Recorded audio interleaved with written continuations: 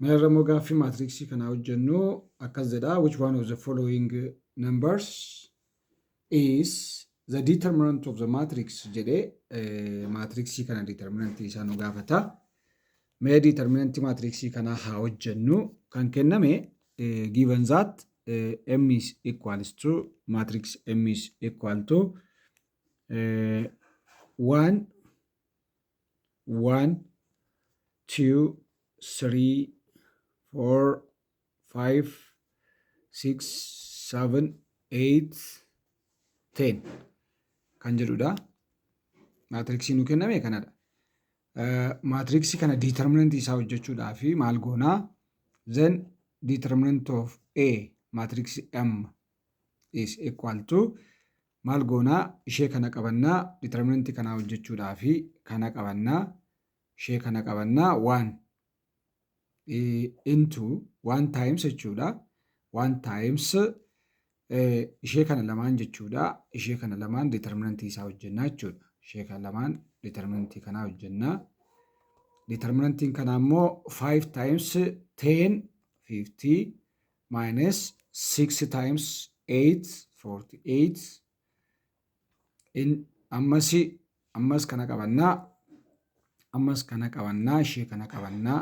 Ishee kana garuu yeroo hundumaa ishee kana negatiivii goonaa. Addana kanaa 2 into 2 koo kana ishee kana jechuudha. Yeroo kana qabannu immoo toora kanaa deliitii goone jechuudha. Toora kanaa fi toora kanaa deliitii goone jechuudha. Amma kanaafuu 4 times 10 40 minus 7 times 6 42 plus jenna. Ilaa addana poozitiivii, addana negatiivii, addana poozitiivii akkas jechaa deema maatriksiin. Kanaafiyyuu seera isaa eegnee hojjennaa jechuudha. Amma immoo kana qabannaa. Ishee kana qabannaa. 3 qabannee 3 times 3 ishee kana qabannee deebinee amma immoo deliitedha. First row third column jedha. Kana deliitii goona hin qabannaa jechuudha. Qabnee jirra kana. Asirratti waan argamuuf kun asirratti waan argamuufi row kana keessaaf koloominii kana keessaa qabnaa jechuudha. Determinantii isaa fi immoo hojjenna. 4 times 8 32 minus 5 times 7 35 jennaa jechuudha. Which is equals to 1 times 50 minus 48 ni 2 minus 40 minus 2 ni minus 2 dha. Minus 2 times minus 2 plus 32 minus 35 ni minus 3 dha. 3 times minus 3 3 times minus 3 hojjennaa. 3 times minus 3 which is equals to 1 times 2 2 dha.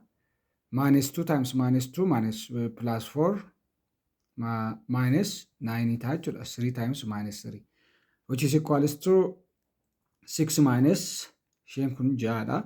6 minus 9 ta'a.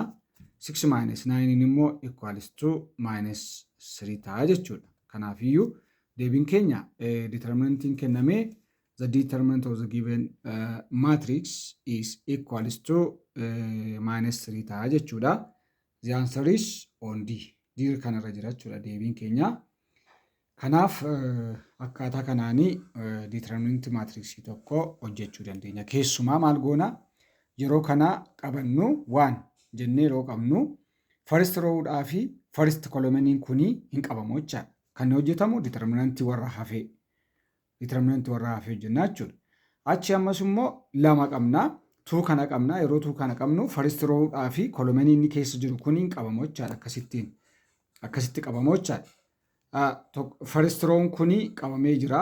Columniin kun qabamee jira. Kanaafee 4 7 6 10 kanadha jechuudha. Kanaafiyyuu 4 times 10 minus 6 times 7 jennaa jechuudha.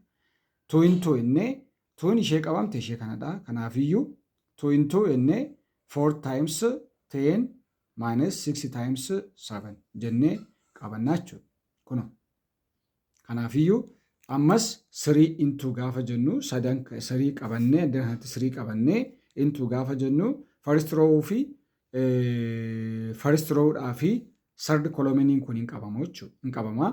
Then determinant warra hafe kana jalatti amma kana qabneerraa jechuun Kan hafee ishee kana keessa tafee jechuudha. Determinantii warra kanaa gaafa jennu immoo 4 times 8 32 7 times 5 35 ta'a. Akkasitti hojjennaa jechuudha. Waan dhaggeeffattaniif guddaa galatoomaa. Thank you.